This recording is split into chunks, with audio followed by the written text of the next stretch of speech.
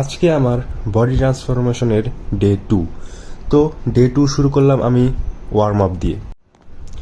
দেন আমি শুরু করি লং আর্ম ক্রাঞ্চেস দিয়ে। তো এই এক্সারসাইজটা আমি অলমোস্ট 30 সেকেন্ড করি। তারপর হচ্ছে লেগ লিফটস। তো এই এক্সারসাইজটা আমি অলমোস্ট আগের মতো 30 সেকেন্ড কন্টিনিউ করি। দেন হচ্ছে স্ট্যান্ডিং বাইসাইকেল ক্রাঞ্চেস।